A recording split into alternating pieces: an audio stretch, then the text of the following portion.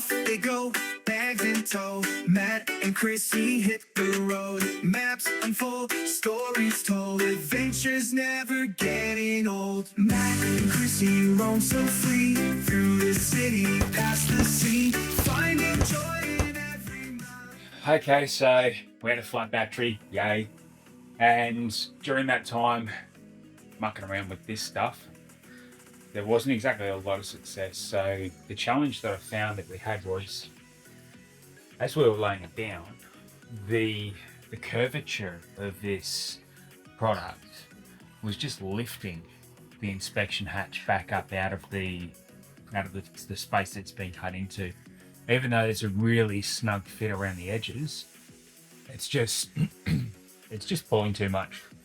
So this was coming up by about 1 centimetre, and I really didn't like the look of the way the angles came together. It wasn't doing anything for me. And look, it's going to be in a very visible location, so I want to make sure that it actually looks presentable. So I'm going to have a look at alternatives and figure out how I'm going to dress that up so that it actually looks nice, because I don't want it to look like a crap job. In the process, I had a bit of fun with that.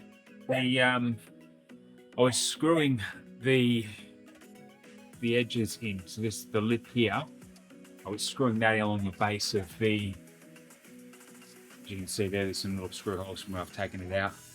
So I was screwing it in there to see if I could actually get it to stick and hold in place.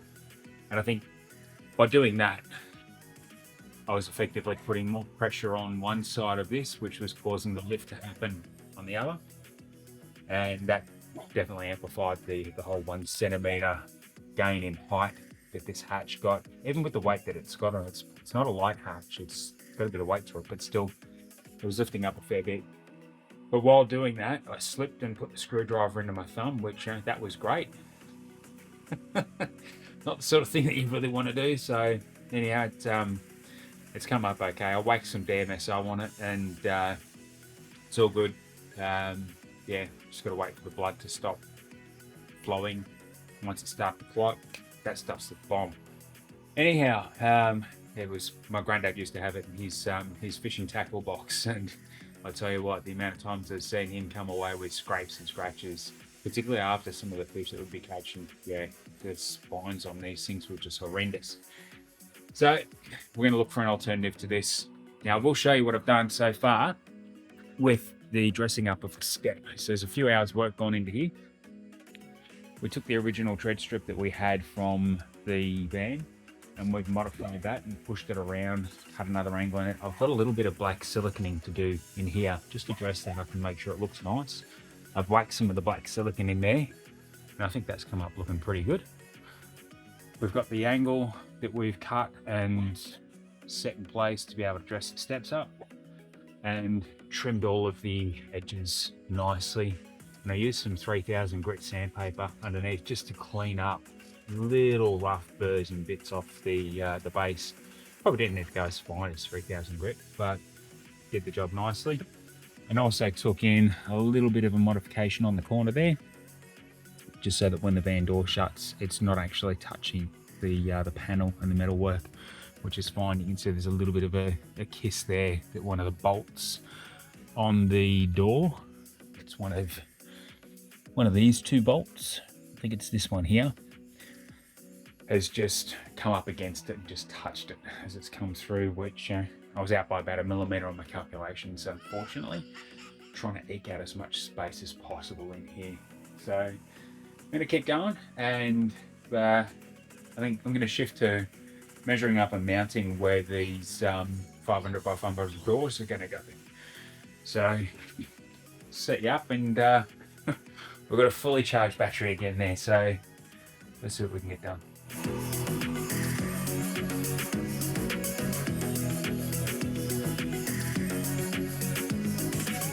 Okay guys, quick update here. We're putting the drawers in, and as you've seen in the fast forward time lapse thingamajiggy there, the approach that I've taken is I've run everything off the fridge. So the fridge slider's back there, right? I've used that because that's already square in relation to the boxes over the wheel arches and the body of the vehicle as far as like the straight lines running up and down. We've got the drawers set up so that these are going to sit just forward of the inspection hatch, which I'm still thinking how I'm going to deal with that. But the blue tape you can see here and along here, this is roughly where the end of the bed's going to be. So expecting the drawers to have a bit of a lip, the bed to have a bit of a lip and the drawers to recess slightly under them so that we're not directly flush with that, because the King's drawers have got like a little handle sort of thing on them which doesn't seem to want to come off, so we'll have to leave them on there until we can figure out something else with that. So what I've done is I've got the two individual drawers, 2 sets, well 4 sets, so 2 by 2, and there'll be a configuration they'll be set up where they're stacked on top of each other. But due to the bolts that hold the runners in place, you can't put these particular units together. Now Chrissy wanted to go for these ones instead of the 700s, and we're all good with that. So a little workaround that we're going to need to do to be able to achieve a snug fit and not have any unsightly gaps where it could be, you know, rubbish and dust and other stuff collecting down there, which honestly would bug the shit out of me. I'm going to get some marine ply and I'm going to cut it so that it fits in between them. Now I'll show you what I'm going to be doing. So if you have a look here, you can see these, the runners, have got the ends of the bolts protruding there. If they go hard up against each other, these drawer cases or cabinets are not going to really sit flush. So what I'm going to do is I'm going to get some marine ply. I'm going to run it in between, right? But to account for that, I'm going to have to mark out the footprint on where those bolts sit and just recess a space in for those. So this ply will actually come up flush with the front of the drawers. So we're probably looking at another 18 to 20 millimeters further forward. And then the first recess will happen there. And then the second recess will happen further back, and so on as we go into the drawers. So that's part of the reason why I've got things set up the way I have at the moment with the marine ply in between them, is to make sure that when the frame for the ply or that insert is cut, that the drawers go back into the correct spot. And to make it easy for myself, I've got a couple of things as guides. So I'll just stick you, let's come inside the drawer with me. So you can see down here, the little slots that they've got here to be able to anchor these to the floor. I've just traced around the outline of those. This microphone's now stuck to the drawer. 1 second. Here we go.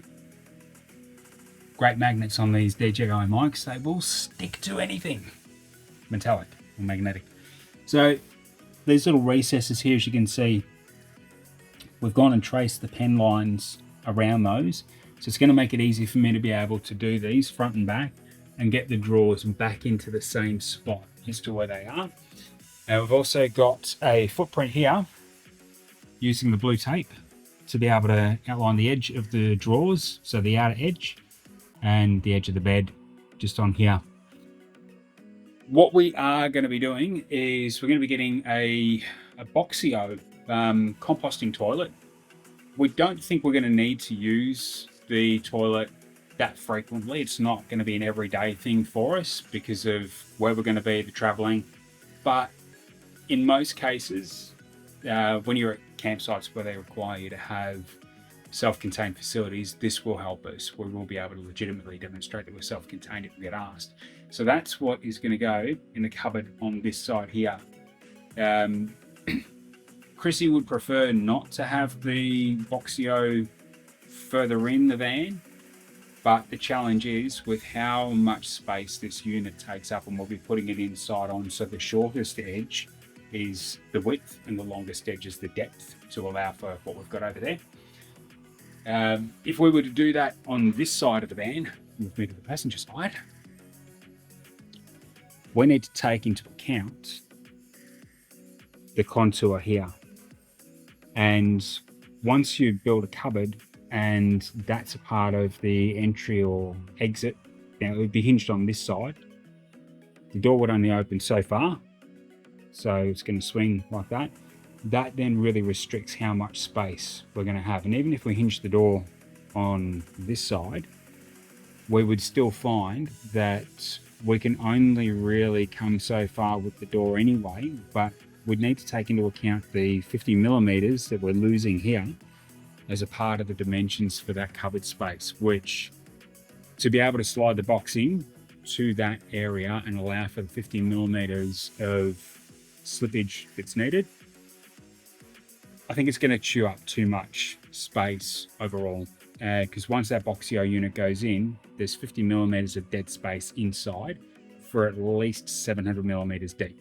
So that would be better off utilized in another storage area where we could have a more snug fit for the Boxio on one side and more space on the other side.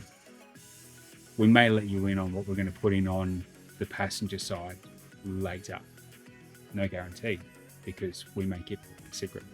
So I'm going to get the drawers double up as if they're ready to go, and map out exactly where the holes are and where they need to be as far as the recesses for the marine ply piece that's going in. It will go from the floor all the way up to be flush with the top of the final assembled drawer on the second level. So we'll have a nice clean finish all the way through. I do have some, instead of leaving it as bare marine ply, I have also got some of the melamine edge tape, which I can iron on and then just clean up and trim back. So I'll most likely do that just to keep it as a nice, clean looking sort of finish. It is white, not a tan color, which would complement everything else in here. But if it's just that strip that's white and then we go for a white cabinetry finish, I think that will complement it better.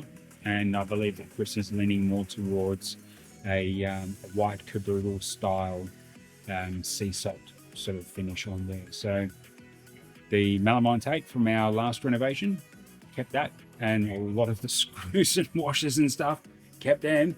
They've come in handy, so we've been utilizing as much as we can. I can show you mounting the fridge slider. I was a bit concerned about this when I was first looking at it, as far as how stable it would be, because there's only screw holes to come in for this. And you can see what we've done here. We've mounted it using all 6 screw holes on either side of the track, but the timber screws, the buttons that I've got, they didn't quite, for my liking, have enough of a head to be able to spread the tension across the area. So they're more like maybe a millimeter play on that with the pin that we've got. So I've used some washers to then further spread that so that the screws are not getting all of the tension just on the screw head. We're spreading it across the washer as well. So for me, look, I'm not an engineer, I'm not tradie, but I do tend to overdo things a bit. So that's probably a good thing in some cases. It adds to weight in other cases. But this drawer, I have tested that. I actually slid it all the way out and sat on the end and didn't see any movement at all. So the fridge probably weighs 40 odd kilos empty.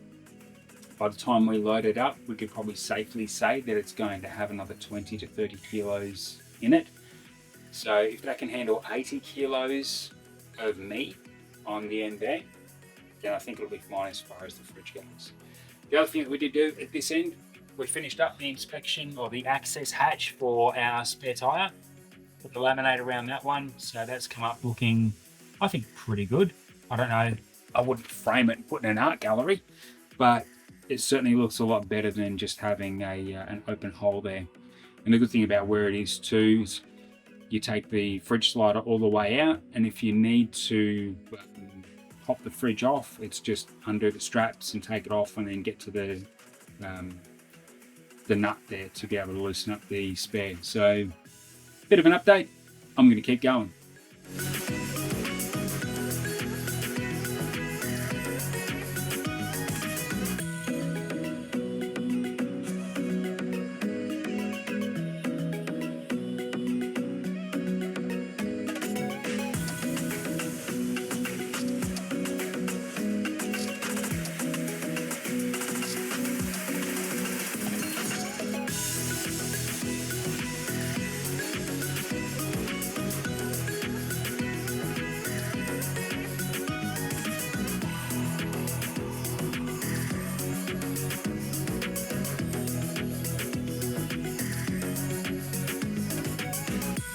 This has proven to be a little bit more challenging than what I first expected. The installation instructions for the King's drawers, I will put some screenshots down. I've had Chinese diagrams in other things come through in the past that I've used that have been easy to follow with no English writing, but because of the detail in the diagrams, you could actually tell what they were doing with what pieces, which way they were facing, and whatever was going on. So the clarity was much more apparent than what I've experienced with the King setup. As much as these come pretty much pre-made, the steps that you take, it's honestly reading the instructions. I've had some people tell me that I waffle. The instructions in the King's manuals are like you're having a chat with a drunk mate. He's a real locker, and I get that that's their brand, but my God, these. let's have a look at one example. So, step number 9 is probably the most mind-blowing one, where you've got some dude, and I'll put a zoom in on this one. Actually, there's a picture of his hand holding, looks like maybe a power drill. It's hard to tell, the photo's out of focus, but you can't see what he's doing, you can't see the orientation of the rubber stoppers, you can't tell how they're being fitted. It just talks about these having no nuts in them, and that they get installed when the drawers are 2/3 of the way out. And I'm like, righto, there's no point part numbers, like most things that come over from China, for example. They may have a number 2 sticker on there, and then there'll be a number 2 sticker somewhere on the part they're supposed to attach to, and you know that they go in a certain way. Now, if you're trying to put these on and you've got it the wrong way around or upside down or whatever it might be, like your orientation's all over the joint. Anyhow, it just presented some challenges, and I found that I was undoing things, as you would have seen in the video, that I didn't need to undo. But once I got the first one down, it's all smooth sailing. I was able to get the rest going. So where I'm at now, because we've got these units part up against each other, and you can see there's a bit of melamine running between there, only rust. So we've got a couple of pieces that have accounted for the bull nose on these drawers, so you can't even see that, I suppose. Look back at the previous section of the video, where the runners attached to the side of the carcass.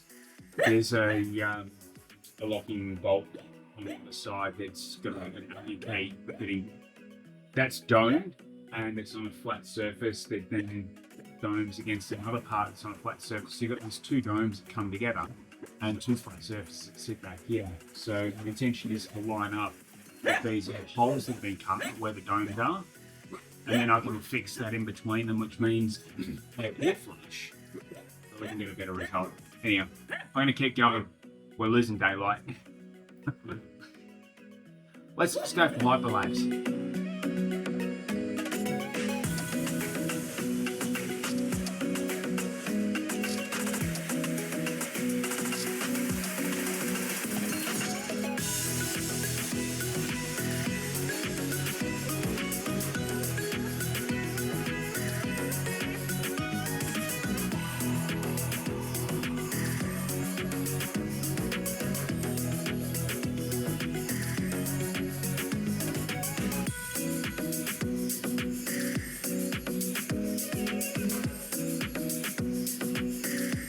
Okay, so we're missing one of the guides for the drawers. Well done, Kings.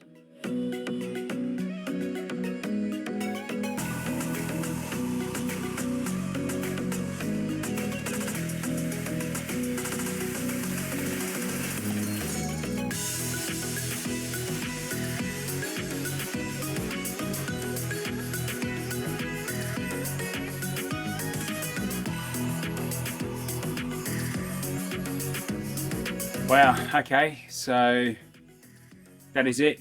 Drawers are in. Pretty impressed with how they've come up, considering a few challenges, but the coffee, important stuff here. So the next thing that we'll be doing is just tweaking up and tidying a few little bits and pieces. The timber that I've put along the sides will help with making sure the cabinetry actually goes cabinetry. There you go. Don't bounce around that.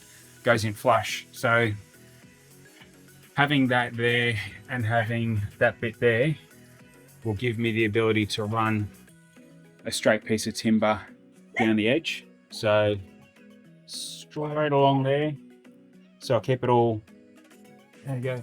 I'm kind of in the road. It's a shit of a thing to deal with. So it'll keep it all nice and tight, flush against that edge there.